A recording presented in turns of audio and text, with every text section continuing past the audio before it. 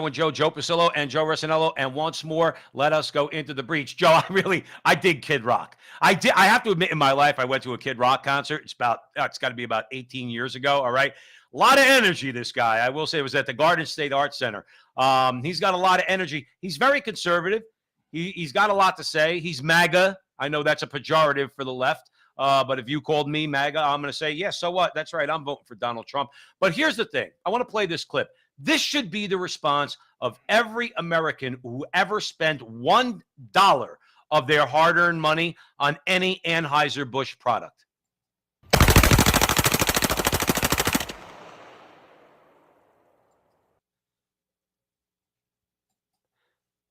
One more time, Joe.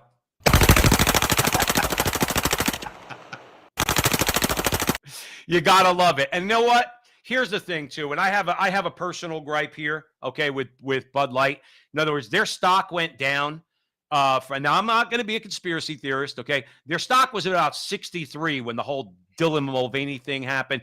Went down to about 53, which is a pretty big shave, and that was before their recent quarters numbers came out. All right, and that's when all this was happening. They got shellacked. Bud Light went from the number one beer. I don't even think it's on the map right now. Modelo's become the number one beer, and the stock is up. It's at like 57 right now, trading on very thin volume. And I think this is a personal opinion, okay? My personal opinion is that woke Wall Street does not want to let that stock accurately reflect the disaster that Bud Light, did when they decided they were going to put Dylan Mulvaney on a can of Bud Light. Okay, and they're propping up the stock because then they would have to admit that the boycotts worked. And the boycotts did work. They can't hide the numbers forever because they got shellacked, cost them $400 million, okay? And it's bleeding over into their other products. And a lot of people are saying, okay, that they're not being forthcoming about just how much of a negative effect this boycott has had on Budweiser. That's another story. Larger point, yeah, we should all be blowing up Bud Light cans. Don't spend one thin dollar. The boycott is working. Joe Rossinello, help me here. Well, marketing people know their business. They have the best research. They know their demographic. They know the people who buy Bud Light. However, why did they do what they did? Couple things. One, ESG, environmental, social, governance is a big thing in corporate America now. A lot of these companies are affiliated with the World Economic Forum. If you don't believe me, look up on your website after this show, the World Economic Forum, see who sits on the board, see what companies support them. You might be shocked. That's Joe, real quick, I just want to point out a factual thing.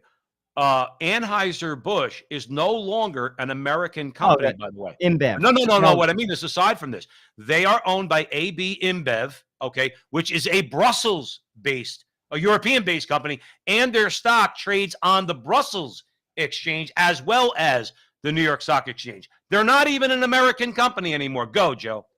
That's one thing. And then a couple other things. One, companies assume that people have short memories. That basically, even if you are offended by them, you'll just, in time, I've even heard Mark Cuban say this, actually, that in time, people just kind of forget it and move on. And that is true. And three, ultimately, they control the institutions. What the people say about certain things anymore, and this is the danger about the establishment, the deep state, the uniparty, whatever you want to call it, which is in cahoots with corporations, with big business, with Hollywood, and it is.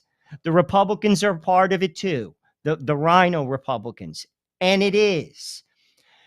Ultimately, they control the institutions of power, and it doesn't matter what the people feel or say anymore. We've seen that in states like New Jersey when it comes to education. Mm-hmm. They don't care what you feel or say. They're going to do it anyway because they control the institutions of power, and that is another reason why they move forward. You know, again, these are smart people. They know what they're doing. That doesn't mean that they can't make mistakes or miscalculate. And this was a huge miscalculation. Lessons to learn. Money moves the dial. Stick to your guns. Don't buy it. Not now, not ever. Ever.